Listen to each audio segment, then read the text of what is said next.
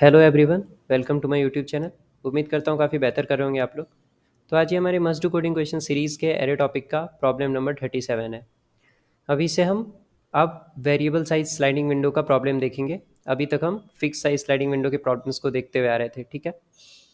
तो ये medium tag का प्रॉब्लम है और ये जो मोस्ट बेसिक प्रॉब्लम है जो वेरिएबल साइज विंडो के ऊपर हमसे पूछ लिया जाता है, ये वो वाला प्रॉब्लम है, ठीक है। कुछ हार्ड नहीं है, बहुत ईजी तरीके से बताऊंगा।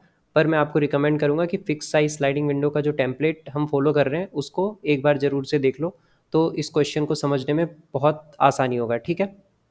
और एक बात कि अगर आपको स्लाइडिंग विंडो नहीं आता है तो पहले आप स्लाइडिंग विंडो पढ़ लो, फिर प्रॉब्लम्स को देखो तो ज़्यादा बढ़िया रहेगा, क्योंकि ये वाला जो सीरीज़ है ये स्लाइडिंग विंडो का सीरीज़ नहीं है। यहाँ पे हम सिर्फ प्रॉब्लम्स डिस्कस कर रहे हैं। तो अगर आप एक बिगिनर हो तो आपको प्रॉब्लम हो सकता है। और अगर आप एक एब्सोल्यूट बिगिनर हो और डायरेक्टली इस वीडियो को देख रहे हो तो मैं आपको रिकमेंड करूँगा कि प्लेलिस्ट को स्टार्टिंग से फॉलो करो, क्योंकि हम बहुत बेसिक से सारे प्रॉब्लम्स को कवर कर रहे हैं। तो आपका एक फाउंडेशन बिल्ड हो जाएगा, जिससे न्यू प्रॉब्लम्स को भी अप्रोच करने में आपको काफ़ी हेल्प होगा, ठीक है। अब बिना टाइम वेस्ट किए चलते हैं हम अपने क्वेश्चन पे। क्या कह रहा है हमारा question? Given an array of positive integers nums and a positive integer target, okay, return the minimal length of a sub array whose sum is greater than or equal to target. If there is no such sub array, return 0 instead. Okay, सीधी सादी भाषा में यही कह रहा है तुमसे कि तुम्हारे पास एक नम्स नेम का एरे है, ठीक है। और इस एरे में सारे पॉजिटिव इंटीजर्स हैं, ठीक है। और एक टारगेट नेम का वेरिएबल दे रखा है, वो भी जो है पॉजिटिव इंटीजर ही है, ठीक है।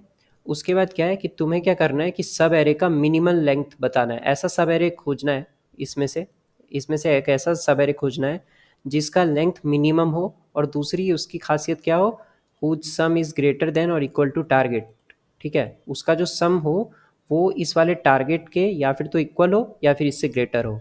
तो ऐसा सब एरे खोजो जिसका सम टारगेट के ग्रेटर देन या इक्वल टू हो और उसका लेंथ मिनिमल हो, ठीक है। और अगर तुम ऐसा कोई सब एरे नहीं खोज पाते हो तो ज़ीरो रिटर्न इंस्टीड कर दो, मतलब ज़ीरो रिटर्न कर दो अगर तुम नहीं खोज पाते हो। अगर खोज पाते हो तो उसका मिनिमल लेंथ हमें रिटर्न करके दो, ठीक है। ये तो ऊपर ऊपर से क्वेश्चन को बता दिया मैंने, ठीक है। अब जो है क्वेश्चन को करेंगे कैसे, ठीक है। अभी तुम्हें स्लाइडिंग विंडो के बारे में बिल्कुल नहीं सोचना है, ठीक है। अभी बाद में हम देखेंगे कि स्लाइडिंग विंडो पे कैसे आते हैं। अभी सिंपल सीधी सी बात हम क्या करते हैं, हम करते हैं brute force approach. Brute force approach में क्या करते हैं, हम सारे ही सब एरे को चेक करके देखेंगे कि किसका सम इस टारगेट के या फिर तो ग्रेटर देन है या फिर उसके इक्वल है, ठीक है। और सारे सब एरे को चेक करते करते हम क्या करेंगे, उसमें से जो जिस भी सब एरे का सबसे कम लेंथ होगा उस लेंथ को हम रिटर्न कर देंगे। और अगर हमें कोई भी ऐसा सब एरे नहीं मिलता है तो हम सिंपली क्या करेंगे, ज़ीरो रिटर्न करेंगे, ठीक है। समझ पा रहे हो मेरी बात को? अब देखो, यहाँ पे कांस्टेंट क्या क्या दे रखा है कि टारगेट 10⁹ तक जा सकता है और नम्स डॉट लेंथ 10⁵ तक जा सकता है, ठीक है। अच्छा, ये जो हम जो सॉल्यूशन करने वाले हैं, हम इसको सिर्फ देखेंगे इस वीडियो में, ठीक है। यहाँ पे हम ये वाला जो दे रखा है तुम्हें, try coding another solution of which the time complexity is O N log N, ठीक है। ये तुम खुद से ट्राई करना है, ये होमवर्क रख लो, ठीक है। यहाँ पे हम सिर्फ इसको डिस्कस करेंगे, ठीक है। क्योंकि ये जो क्वेश्चन है इसको मैं वेरिएबल साइज स्लाइडिंग विंडो से करवाऊंगा, तो इसलिए उसमें ऑर्डर ऑफ एन का टाइम कॉम्प्लेक्सिटी आएगा, ठीक है। तो पहले हम ब्रूट फोर्स को डिस्कस कर लेते हैं, देखते हैं कि उसके कोड में हम क्या करने वाले हैं, ठीक है। यहाँ पे ब्रूट फोर्स को ज़्यादा एक्सप्लेन करके बताने की ज़रूरत नहीं है, डायरेक्टली कोड दिखा देता हूँ, समझ जाओगे, ठीक है। ये देखो, ये हमारा ब्रूट फोर्स का कोड, ठीक है। सिंपल, कुछ नहीं है। चेक ऑल सब एरेज कैसे करते हैं हर वीडियो में बताता आ रहा हूँ मेरे प्लेलिस्ट में कि दो फोर लूप लगाओ, दो फोर लूप लगाया, ठीक है। सिंपल, ये मेरा एन नेम में मैंने अपने एरे के लेंथ को रख लिया, ये मैंने अपने आंसर वेरिएबल को रख लिया, ठीक है। सिंपल है। उसके बाद मैंने क्या किया, इन सम इक्वल्स टू ज़ीरो, ठीक है। अब कैसे करते हैं, ये वाला जो है सब एरे के फर्स्ट इंडेक्स को लाके देता है और ये करंट सब एरे को ओरिजिनल उस पर ऑपरेशन करता है। ऑपरेशन क्या करना है, सम निकालना है, ठीक है। तो जैसे जैसे सम आता जाएगा, अगर वो टारगेट से ज़्यादा मिल रहा है मुझे, ज़्यादा या इक्वल टू, एटलीस्ट क्या लिख रखा है, सम इज़ ग्रेटर देन और इक्वल टू, ग्रेटर देन और इक्वल टू अगर मिल रहा है मुझे, वो जो करंट सब एरे है उसका sum greater than equal to target अगर मुझे मिल रहा है, तो मैं सिंपली अपने आंसर को अपडेट करूँगा और ये क्या लिख रखा है भैया, j-i+1, ये करंट सब एरे के साइज को बताएगा। ये सब बहुत अच्छे से मैंने बहुत बेसिक्स में डिस्कस इसीलिए स्टार्टिंग में प्लेलिस्ट के कर दिया था, ताकि तुम अब जब देखोगे तो तुम्हें ये सब चीज़ें समझने में टाइम वेस्ट नहीं करना पड़ेगा। और जो हमारा एक्चुअल जो फंडा है, जैसे sliding variable size sliding window इस वीडियो में देखेंगे, तो उन चीज़ों को तुम ज़्यादा टाइम देके समझ पाओगे। ठीक है, तो सिंपली जैसे मेरे को टारगेट से ज़्यादा मिल गया सब, मतलब करंट सब एरे वैलिड सब एरे है, तो उसका लेंथ मिनिमम से निकाल करके आंसर में अपडेट कर दो और ब्रेक कर जाओ। वैसे अगर तुम ब्रेक नहीं भी करोगे, या मैंने ऑपरेशंस को कम करने के लिए ब्रेक लगा रखा है, नहीं भी करोगे तो भी तुम्हारा आंसर बिल्कुल करेक्ट आएगा। भैया ये क्या लिख रखा है इतना भारी भरकम सा, ये कुछ भी नहीं है, टर्नरी ऑपरेटर का यूज़ किया है। इन लोगों ने कह रखा है ना कि अगर तुम्हें कोई भी सब एरे ना मिले तो जीरो रिटर्न करना। तो कब कब ऐसा कंडीशन आएगा जब मुझे कोई सब एरे नहीं मिलेगा? अगर मुझे कोई भी सब एरे इसको चेक करने के बाद वैलिड सब एरे नहीं मिला, तो जो मेरा आंसर का वैल्यू पहले था वही रह जाएगा आंसर का वैल्यू। तो आंसर अगर यही रह जाता है तो तुम ज़ीरो रिटर्न करना, और अगर नहीं तो जो मेरा आंसर है, मुझे सब एरे मिल चुका है, तो उसके लेंथ को रिटर्न करना। ठीक है, तो ये हमारा सिंपल सा था ब्रूट फोर्स कोड। इसका टाइम कॉम्प्लेक्सिटी आएगा ऑर्डर ऑफ एन स्क्वायर का, जो कि हमें क्या दे देगा, टीएलई दे देगा, टाइम लिमिट एक्सीडेड दे देगा। ठीक है, मैं सबमिट करके दिखाता हूँ, तुम्हें पता चल जाएगा।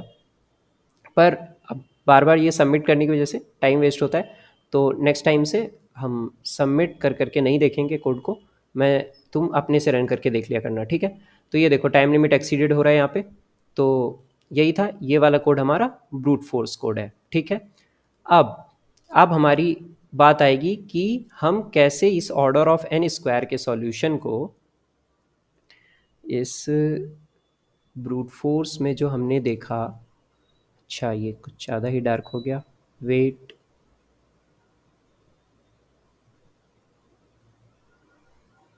ओके।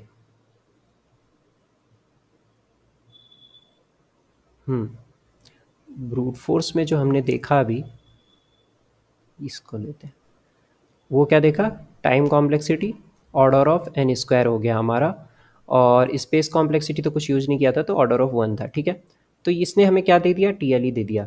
क्या दे दिया, टीएलई दे दिया।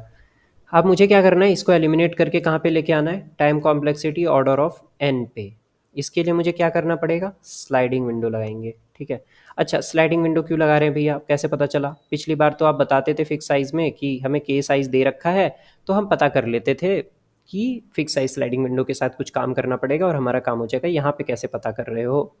तो यहाँ पे हम ऐसे पता कर रहे हैं कि देखो, एक तो हमें सब एरे खोजने के लिए कहा गया है। ठीक है, जब सब एरे या सब स्ट्रिंग का बात हो तो एक बार को स्लाइडिंग विंडो सोचना चाहिए। ठीक है, और सबसे जो खासियत पहचान होती है वेरिएबल साइज स्लाइडिंग विंडो की, कि वहाँ पे तुम्हें फिक्स साइज़ का विंडो तो नहीं दे रखा होगा, पर कुछ ऐसा हो रहा होगा कि तुम्हें अपने विंडो के साथ एक्सपेंड या श्रिंक करना पड़ेगा किसी कंडीशन के बेस पर। ठीक है, मैं लिख देता हूँ, किसी कंडीशन के बेस पर अगर विंडो को एक्सपेंड या फिर श्रिंक करना पड़े, ठीक है, करना पड़े, तो फिर क्या होगा वहाँ पे, वेरिएबल साइज स्लाइडिंग विंडो। ठीक है, समझ रहे हो बात को?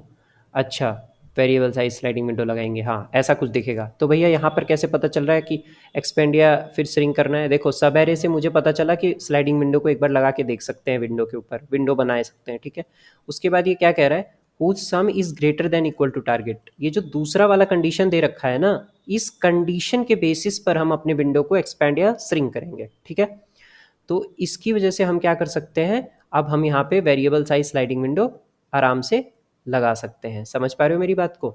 अब देखते हैं कैसे लगाते हैं वेरिएबल साइज स्लाइडिंग विंडो। तो देखो वेरिएबल साइज स्लाइडिंग विंडो को यहाँ मैं पढ़ा नहीं रहा हूँ, पर तुम्हें एक ओवरव्यू में दे के चलता हूँ, तुम्हें पता है मेरी पढ़ाने की टेक्निक, तो फिर भी तुम्हें बता के चलता हूँ। देखो मैं जो ये वाला क्वेश्चन किया था ना हमने लास्ट में, तो यहाँ पे देखो तुम, क्या टेम्पलेट हम यूज़ करते थे, ये तो आंसर होता था। ठीक है, और एक विंडो सम होता था, और एक स्टार्ट होता था।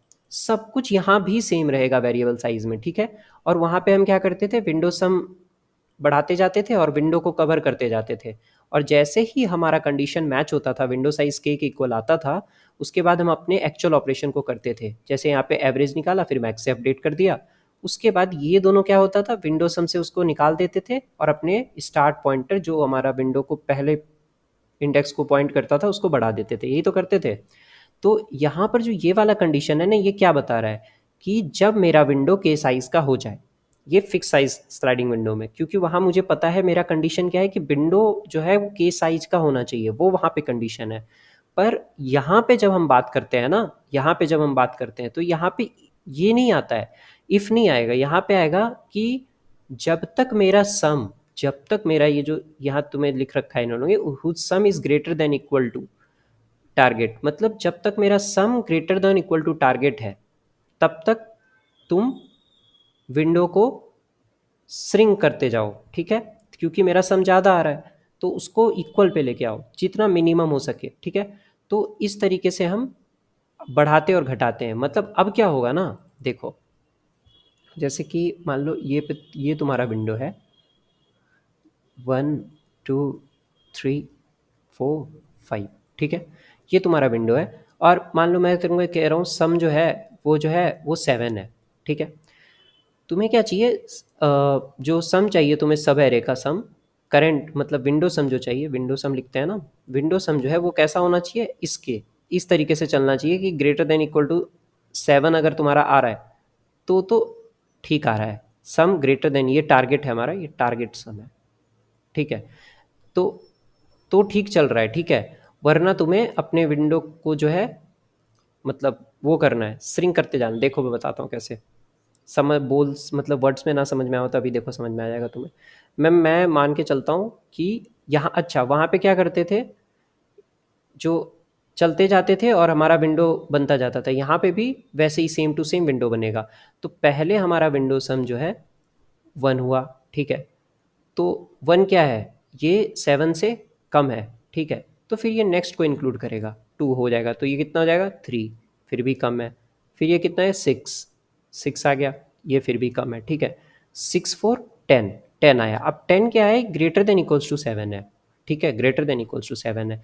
तो मैंने बोला अब जब वहाँ पे इफ़ की जगह आप क्या लगेंगे, वाइल कंडीशन। जब तक ये वाली जो चीज़ है ना वो ग्रेटर देन है मेरे टारगेट से, तब तक तुम क्या करना, ये वाला जो है, ये वाला, अब तुम विंडो को श्रिंक करो। अभी तक मेरी विंडो बढ़ते बढ़ते यहाँ आ चुकी है, ठीक है। अब तुम विंडो को श्रिंक करो।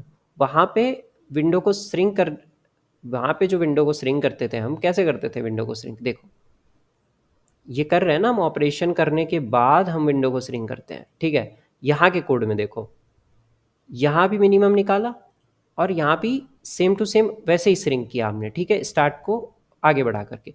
बट कंडीशन देखो क्या लगा रहे हैं। अब वाइल क्यों लिख दिया है भैया, डबल लूप हो जाएगा तो हमारा कॉम्प्लेक्सिटी बढ़ जाएगा, नहीं ऐसी चीज़ें मत सोचो। कॉम्प्लेक्सिटी कैसे बढ़ जाएगा, ये ऑर्डर ऑफ एन टाइम्स थोड़ी चल रहा है ये वाला लूप। ये वाला सिर्फ इस कंडीशन को देख रहा है, जब तक मेरा टारगेट से बड़ा रहेगा तब तक तुम अब श्रिंक करना इस वाले विंडो को, ये जो पीछे वाला जो विंडो, तब तक तुम एलिमेंट्स को हटा हटा के छोटा करना। तो मतलब अब क्या होगा कि ये वाला तो बढ़ाता ही है, ये वाला तो विंडो को बढ़ाता जाता है, ये वाला क्या करेगा, ये श्रिंक करेगा, श्रिंक करेगा। यहाँ पर भी ये श्रिंक ही करता था, यहाँ पर भी ये श्रिंक ही करता था। पर ये दोनों कंडीशन लगा करके जैसे ही के होता था उस पर हम श्रिंक कर देते थे, ठीक है। अब नेक्स्ट स्लाइड कर देते थे, ठीक है। वही स्लाइडिंग यहाँ भी कर रहे हैं, बस यहाँ पे क्या चेंज है कि जब तक वो कंडीशन जो है मेट कर रहा है तब तक तुम उसको उसके क्लोज लाते जाओ, क्लोज लाते जाओ, ठीक है। इस तरीके से चल रहा है। मैंने पहले ही कहा कि यहाँ पे हम स्लाइडिंग विंडो नहीं पढ़ रहे हैं, यहाँ पे हमारा क्वेश्चन सॉल्व कर रहे हैं हम। जब मैं स्लाइडिंग विंडो पढ़ाऊँगा तो बहुत अच्छे से इन सब चीज़ों को बहुत बेसिक पे जा करके एक एक चीज़ को समझा दूंगा। फिर भी यहाँ पे ओवरव्यू जल्दी में देने के लिए मैंने थोड़ा सा बता दिया, तुम समझ पा रहे हो के। तो तुम्हें कुछ कंफ्यूज नहीं होना है। फिर से मैं बता रहा हूँ कि जो हम कर रहे थे यहाँ पे फिक्स साइज स्लाइडिंग विंडो में, सब कुछ एज इट इज़ करना है यहाँ पर भी। बस यहाँ पर हमने क्या चेंज कर दिया है कि वहाँ पे केस साइज जैसे ही मिल जाता था तो हम अपना ऑपरेशन करते थे, और यहाँ पर जब तक हमारा कंडीशन मेट हो रहा है तब तक अपने आंसर को अपडेट तो करेंगे ही, साथ में अपने विंडो को श्रिंक करते जाएंगे। तो बाहर वाला ये बढ़ाता जाएगा विंडो को, और उस सम से अपने टारगेट को मैच करते जाएंगे। अगर मैच होता जा रहा है तो अपने ऑपरेशन करेंगे, और विंडो को श्रिंक जैसे करते हैं वैसे ही करते जाएंगे। ठीक है, समझ आ रहा है? तो यही था इसको क्वेश्चन में। ठीक है, इस क्वेश्चन में कुछ भी खास नहीं था, क्योंकि सबसे मोस्ट बेसिक प्रॉब्लम है ये वेरिएबल साइज स्लाइडिंग विंडो का। मीडियम टैग का दे रखा है, पर ऐसा कुछ मीडियम नहीं टैग का है नहीं, इजी टैग का ही है। तुम समझ गए होगे क्वेश्चन को। जैसे हम क्या कर रहे थे, सारे सब एवरेज को चेक कर करके देख रहे थे ब्रूट फोर्स में, सारे सब एवरेज को चेक कर करके देख रहे थे ना ब्रूट फोर्स में। अब हम क्या कर रहे हैं, अब हम स्लाइडिंग विंडो की मदद से, जैसे फिक्स साइज स्लाइडिंग विंडो करते थे वैसे वेरिएबल साइज विंडो कर करके का ये जो टेम्पलेट लगा करके हम क्या कर रहे हैं, एक ही बार एरे के ऊपर चल रहे हैं, अपना विंडोज हम बढ़ाते जा रहे हैं, और जब तक हमारा टारगेट उससे ज़्यादा है, जब तक हमारा टारगेट उससे ज़्यादा है, तब तक हम अपने आंसर को, जो कंडीशन मेट हो रहा है अब, तो अपने आंसर को अपडेट करते जा रहे हैं और विंडो को श्रिंक करते जा रहे हैं। ठीक है, सेम टू सेम यही कॉन्सेप्ट है। ठीक है, उम्मीद करता हूँ समझ गए हो क्वेश्चन को। तो इसको जब तुम रन कर देता हूँ, सबमिट खुद करके देख लेना, एक्सेप्ट हो जाएगा क्वेश्चन। तो बस यही था इस क्वेश्चन में। इस क्वेश्चन में बस इतना बात समझना था कि जो फिक्स साइज स्लाइडिंग विंडो है, वहाँ पर विंडो के साइज़ के ऊपर हम अपने कंडीशन को मेट करने कराते, मतलब अपना ऑपरेशन करते हैं, और उसके बाद हम विंडो को श्रिंक करते हैं। और यहाँ पे क्या है कि तुम्हें जो कंडीशन गिवन है ना, तुम्हें साइज़ नहीं गिवन है, साइज़ को तुम्हें साइज़ के साथ काम करना है, और तुम्हें विंडो को श्रिंक कैसे कब करना है, इस कंडीशन के अकॉर्डिंग तुम्हें अपने विंडो को श्रिंक या एक्सपेंड करना है। ठीक है, तो यही था इस क्वेश्चन में। होप समझ आया हो मेरा सेशन, और अगर कंटेंट अच्छा लग रहा है तो दोस्तों के साथ भी शेयर करो, और बस प्लेलिस्ट के साथ बने रहो और मज़े करो। फिर मिलते हैं नेक्स्ट वीडियो में, तब तक के लिए हैप्पी कोडिंग, बाय बाय।